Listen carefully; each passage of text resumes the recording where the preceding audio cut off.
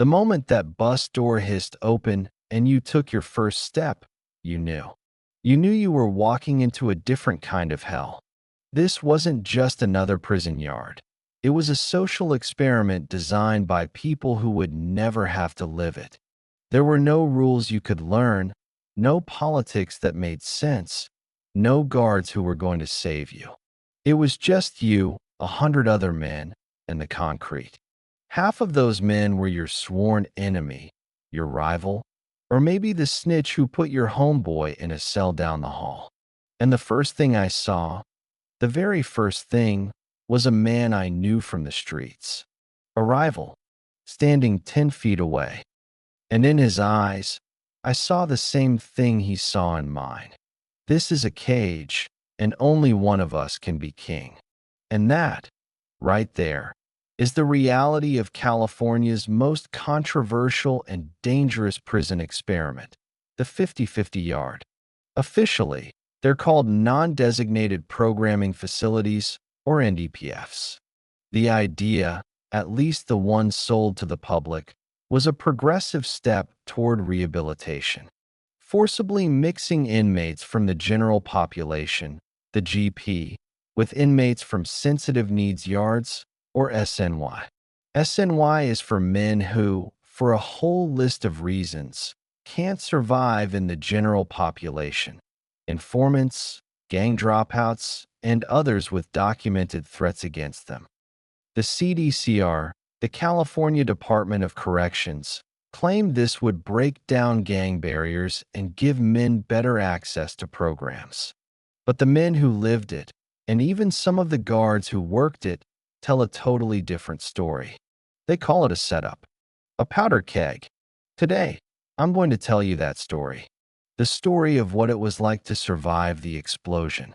I spent over a decade in the California prison system, and my final years were on one of these experimental 50-50 yards.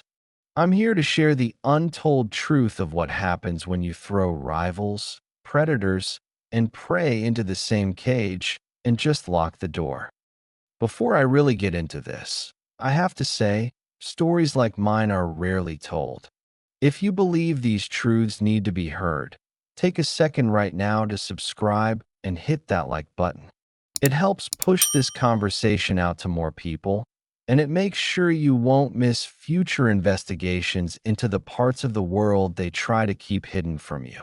Your support is what makes this kind of testimony possible. The path to prison. To really understand what happened on that yard, I think you first need to understand the man who walked onto it. Let me take you back. My life before I ever saw the inside of a prison cell. Man, it feels like another lifetime. I grew up in South Central LA. It was what you'd expect, I guess. Not a lot of options. My dad was in and out, mostly out. My mom worked 2 jobs, so she was a ghost. The guys on the corner, they were my family. They looked out. They taught me the rules. They showed me how to get money when there was no other way to get it. I wasn't a bad kid. I think it's important people hear that. I wasn't born wanting to hurt anybody, but I was a product of my environment. You see things, you go through things, and violence becomes normal. Survival is your main goal every single day, whether you're in a classroom or on the block. By the time I was 15, I was initiated. It wasn't a choice, not really. It was protection. It was belonging.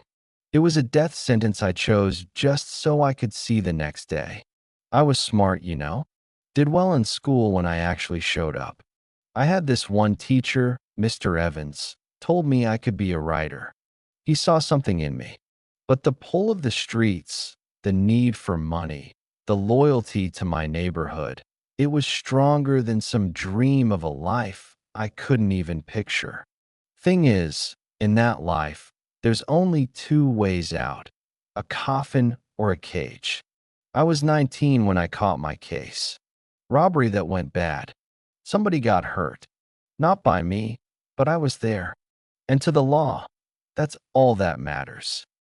They offered a deal, but I was young, dumb, and full of that street loyalty. I didn't talk. So they gave me 15 to life. I walked into the reception center at 20 years old, a kid, thinking I knew everything about survival. I was about to find out I knew nothing. That loyalty, that code, it governed my life on the outside. But inside the prison system, it was everything. It was the only thing. When you get to prison, they strip you of your name, your clothes, your identity. All you have left is where you're from and who you ride with. The politics inside are just a magnified, more intense version of the streets. You get off that bus, and the first question is, where are you from? Your answer decides where you sleep, who you eat with, who's got your back, and who wants you dead. It's segregated, not by choice, but by necessity. Whites with whites, blacks with blacks, Norteños with Norteños, Serenos with Serenos. It's all built on racial lines and gang affiliation. And the rules, man, the rules are absolute. You don't talk to guards unless it's official. You don't gamble if you can't pay. You handle your problems one-on-one. And you never, ever associate with a snitch. To do that is to sign your own death warrant.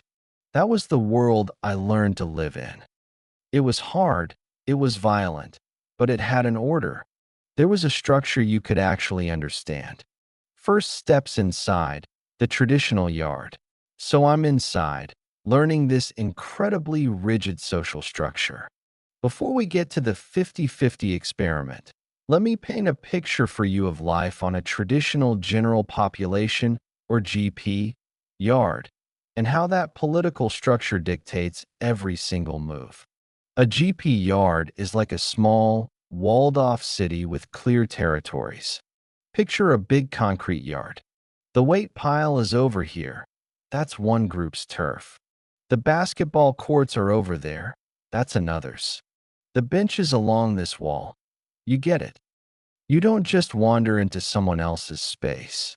Every morning, after count, the doors roll open and you hit the yard. First thing you do is check in with your people, your car. Find out what happened overnight, if there's any news, any beef, any politics brewing. Your whole day is dictated by that structure. You go to chow, you sit with your race at your tables. You go to canteen, you might have certain days.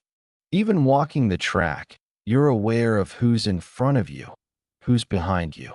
It's just this constant state of low-level anxiety. You're always reading the room, reading the yard. You learn to notice the little things. Is that group whispering more than usual? Did those two guys who are usually cool just walk past each other without a nod? That's how you know something is about to pop off. The violence is predictable, in a way. If there's a problem between two dudes, it's handled by them. If it's a bigger issue between groups, it's planned. It happens, it's dealt with, and then comes the lockdown. But there's a process. There are reps for each group who might try to talk it out first. It's a brutal kind of diplomacy, but it's a system. And within this system are the sensitive needs yards, the SNY. SNY is a whole different world. It's what they used to call PC, protective custody. It's where they send guys who can't make it on a GP yard. The most common reason is you're a known informant, a snitch. You testified, you gave the guards info, you debriefed from your gang. That's the cardinal sin. But there are other reasons. High-profile cases, sex offenders, guys with big gambling debts, or sometimes just guys who are too weak and get preyed on. On a GP yard, SNY is a dirty word. Those guys are the lowest of the low. They broke the code. They put themselves before the group. Just talking to an SNY inmate could get you labeled as no good. It could get you hurt or kicked out of your own car. They're kept separate for a reason, for their safety and for the integrity of the GP system. The line between GP and SNY was absolute. A wall that was never supposed to be crossed. If you were GP, Your enemies were other GP inmates. You never even thought about the guys on the SNY yard. They might as well have been in another prison. They were living a different life with different rules, or no rules at all. That was the order of things. An order the CDCR was about to blow to pieces. The transfer, welcome to the experiment. So you have this deeply entrenched system, this rigid separation between GP and SNY that everyone knows is there for safety. Then, one day, I got word I was being moved. I'd been down about 8 years at that point. I'd worked my way down to a level 2 yard, medium security. I was staying out of trouble, taking college classes, just trying to do my time and get to my parole date. I was a solid dude. I followed the convict code. One day, my counselor calls me in. He's got this piece of paper, a transfer chrono. He says, "Well, Marcus, looks like you're on the move, heading to a new yard, an NDPF." I had no idea what an NDPF was. It was a new term. He explained it, non-designated programming facility. He spun it just like the state wanted. Said it was a great opportunity. It's all about rehabilitation, Marcus. Breaking down old barriers. Everyone programs together. More access to classes, jobs. It's the future. I just stared at him. I said, "What do you mean, everyone programs together?" He got a little uncomfortable. Said, "Well, it's an integrated yard. Inmates from GP and SNY backgrounds will be housed together." I felt this cold dread just creep up my spine. I thought he was messing with me. I said, "You're putting snitches and child molesters on the yard with us? Are you insane? That's not a program. That's a bloodbath." He just shrugged. "Above my pay grade," he said. It was the new model coming down from Sacramento. The word spread through the prison like wildfire. Nobody could believe it. It went against every rule of survival we knew. We all knew what it was. It wasn't about rehabilitation. The state had an overcrowding problem on the SNY yards, and this was their fix. They were just going to throw us all in a blender and see what happened. It turns out, even the guards knew it. One former CDCR guard, Hector Bravo, later called the policy a 100% setup. He said the staff on the ground knew exactly what was coming. He said, and I'm quoting, "We knew that they were going to fight. We knew that they were going to kill each other." That sounds right to me, because we all knew. The guards knew, the inmates knew. It was the most talked about, anticipated disaster in the whole system. The tension in the days before the transfer was insane. Guys were sharpening things, getting ready.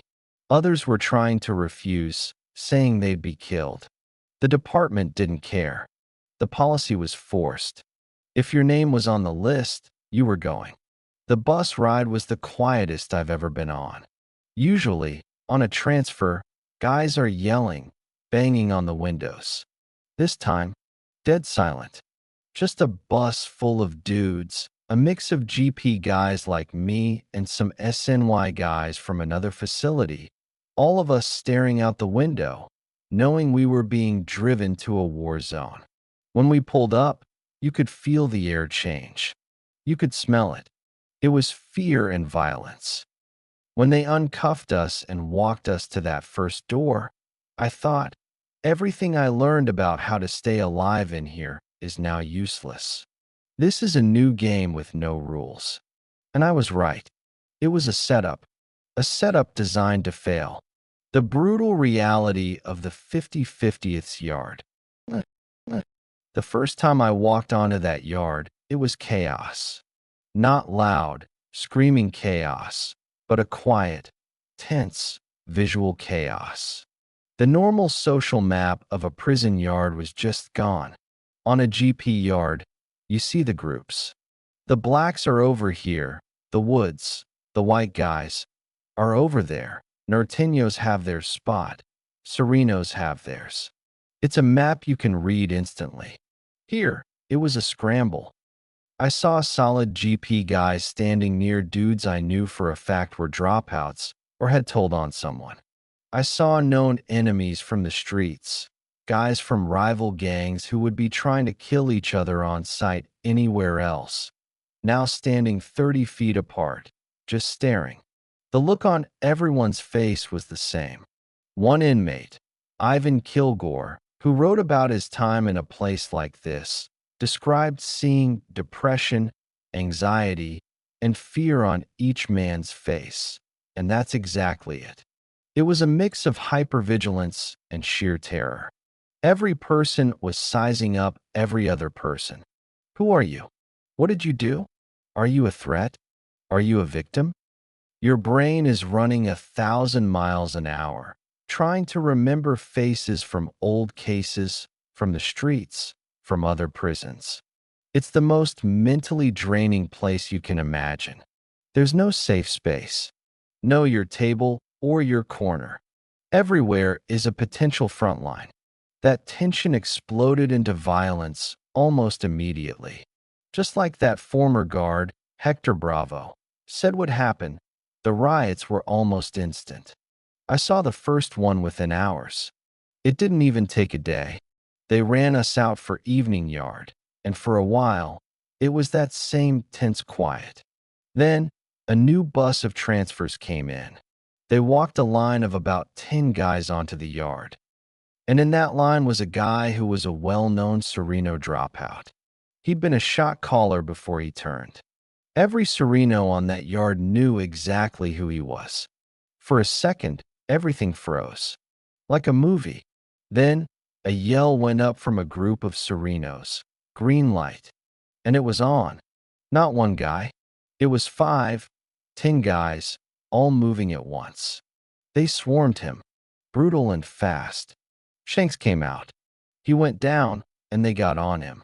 Immediately, his people, other SNY guys who knew they were in the same boat, jumped in to help. Then the GP guys who were with the Serenos jumped in. In 10 seconds, a one-man hit turned into a 30-man riot. A chaotic mess of bodies, fists, and metal. And the guards? They did exactly what people said they'd do. They got on the bullhorn. Get down. Get down. Fired a warning shot from the tower. But they didn't come in. Not right away. They let it play out. It felt like an eternity. They waited until the message was sent, until the man on the ground wasn't moving. Then they launched the gas, and the riot teams finally moved. That was our welcome. The message was clear. The administration put you here, but the old rules still apply. And if you're on the wrong side of that rule, nobody is coming to save you. After that, daily life became a state of permanent, high-alert paranoia. You don't really sleep. You sleep with one eye open, with something heavy in your locker. Every time the cell door opens for count, you're looking to see who your new cellie is. Is he a rival? Is he a sex offender they're trying to hide? Every time a new bus comes, the whole yard tenses up because you don't know who's about to walk on. Is it your enemy? Is it someone you had beef with 10 years ago? The whole system starts to break down. The guards were overwhelmed, always short-staffed. So, frequent yard cancellations. You're locked in a cell for days with all that simmering tension. When the yard is open, it's overcrowded. You can't get on the weights. You can't get on the court. Just getting to the canteen to buy food becomes a mission. Everything is scarce, and scarcity breeds conflict. On top of that, you start seeing that some guards are playing games. It's subtle. A guard might say to a GP guy, "Hey, you know that new guy? Heard he used to run with your rivals." Just planting a seed. Why? Because a riot means lockdown. Lockdown means mandatory overtime. More violence meant more money in their pockets. It was a sick incentive. We called it a setup, and it was. They created the conditions for violence and then got paid when it happened. And the whole point was supposed to be these were programming facilities. But the name non-designated programming facility was a cruel joke. How can you sit in a classroom to get your GED when the guy next to you might be someone you're supposed to stab on sight? It's impossible. Most of those so-called rehab programs were a farce. It wasn't just a feeling. We learned later that news reports and investigations showed the CDCR's programs were struggling. They were understaffed. The teachers were often contractors using unproven methods, and they weren't even getting the high-risk guys into the classes. How could they? The high-risk guys were too busy watching their backs to care about cognitive behavioral therapy. We had guys who genuinely wanted to change, who were trying to get their education or learn a trade. But they couldn't. You had to choose, better yourself or stay alive. And in that environment, you always choose to stay alive. The policy didn't just fail to rehabilitate, it actively stopped it. It created more trauma, more violence, more rage. It took men who might have had a chance and threw them into a situation that guaranteed they'd come out more damaged than they went in. Strategies for survival. So you're in this hostile environment where the system itself seems designed to create violence. How do you survive that day to day? The old rules are broken, but the gang politics are still there. What were the new rules for staying alive? The first rule is hypervigilance. It's a level of awareness that's hard to describe. You aren't just looking, you're seeing.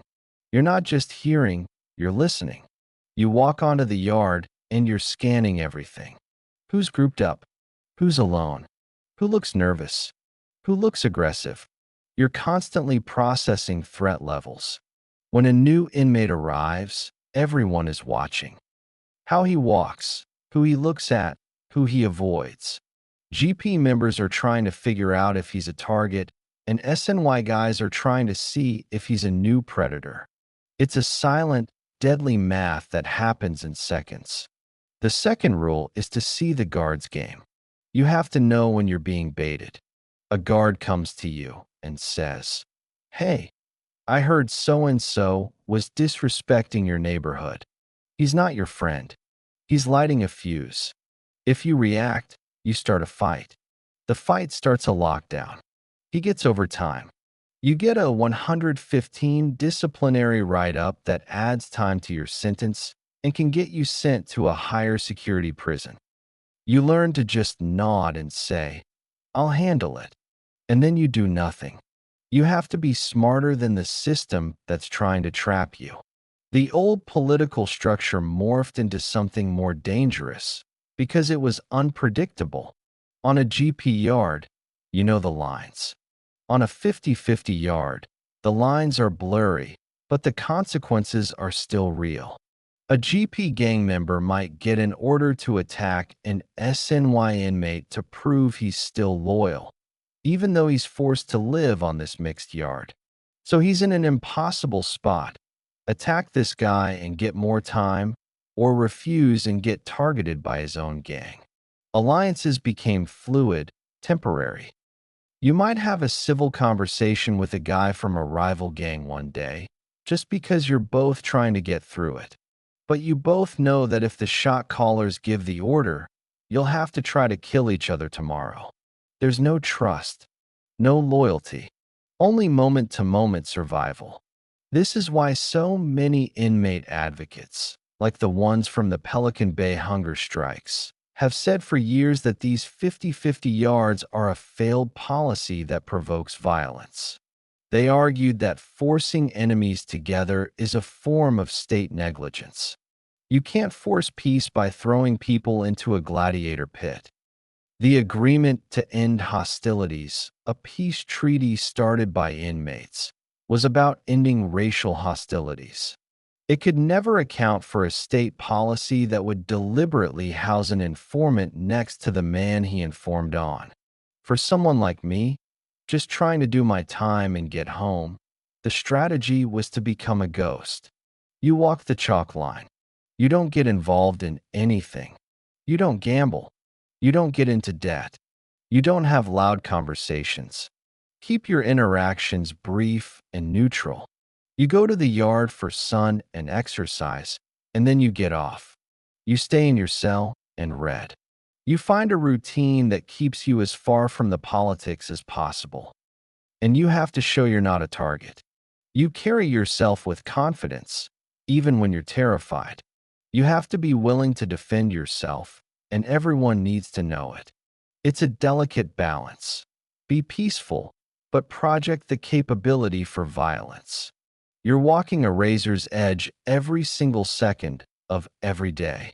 The ultimate goal for a GP inmate on one of these yards was to get off it. And the irony is, the only way to do that was often through violence. If you attacked an SNY inmate, you'd get written up and sent back to a GP yard. The system created a situation where the only way to prove you belonged in the normal prison population was to commit an act of violence that would add years to your sentence. It was the ultimate catch, 22. The human cost, and looking back, I eventually paroled. I got out. But living on that razor's edge for years, you never really leave it. The hypervigilance, it's still here. I can't sit in a restaurant with my back to the door. I'm always scanning a room when I walk in. Loud noises make me jump. I have trouble trusting people. For years, my brain was hardwired to see everyone as a potential threat. You can't just switch that off. It's a deep, psychological trauma. The men from Pelican Bay who survived solitary confinement called the 50-50 yards a place of fresh, horrific encounters that breeds trauma and rage. That's the perfect way to say it. You see things you can't unsee. You see the life drain out of a man's eyes over some stupid argument the guards could have stopped. You see young kids, 19, 20 years old, forced into violence that will keep them in prison for life, all because of a failed policy. I saw men break. Good men who just wanted to go home to their families, forced into impossible situations where they lost themselves. They either became the predator they were forced to be, or they became a victim. There was no middle ground. I carry their faces with me. I think about the man I was before I went in there, and the man I was when I came out. That yard stripped away a part of my humanity that I'm still trying to find. It didn't rehabilitate me. It traumatized me. And my story isn't unique. There are thousands of men who went through that meat grinder. Looking back, I believe it was a colossal failure born from bureaucratic indifference. The people in Sacramento who came up with this, they weren't thinking about human lives. They were looking at spreadsheets. They saw an overcrowding problem in SNY facilities, and they saw a budget. This was their efficient solution. They dressed it up in the language of rehabilitation and integration to sell it to the public, but it was never about that. It was a policy that ignored the fundamental realities of prison, of human nature, of gang culture. It was negligent. People got hurt, people died, and countless lives were destroyed because of it. And for what? The state's own data is complicated. The overall recidivism rate has recently dropped, but the CDCR itself notes that the COVID-19 pandemic was likely a substantial factor. And while data shows that inmates who complete rehab programs have lower recidivism rates, the 50-50 environment made completing those programs nearly impossible for most. So the policy failed on every level. It didn't make prisons safer. It didn't rehabilitate inmates. It just created more violence and more suffering. The story I've shared tonight is a chilling indictment of a correctional policy that, by nearly all first-hand accounts, was a catastrophic failure. Marketed as a tool for rehabilitation, the 50-50 yard became a crucible of violence, a place where survival was the only program that mattered. It's a stark reminder that policies created in offices have life and death consequences for the people living them out in concrete cages. The one thing I want you to take away from my story is this: the men inside those walls are still human beings. We made mistakes, we did wrong, and we have to pay our debt. But we are still fathers, sons, and brothers. When you create a system designed to make men more violent, more traumatized, and more hopeless, you are not creating a path to redemption. You are just breeding monsters. And eventually, a lot of those men come home. They bring that trauma and that violence back with them. If we truly want to rehabilitate people, we have to treat them with some measure of humanity. We have to create environments of safety and opportunity, not chaos and death. These 50-50 yards were the opposite of that. They were a lie. And the truth is, they cost us far more than they could ever save. If you found this story important and believe these untold truths need a platform, please subscribe to the channel and share this video. Every share helps combat the silence that allows policies like this to exist. Let me know your thoughts in the comments below. Thank you for watching.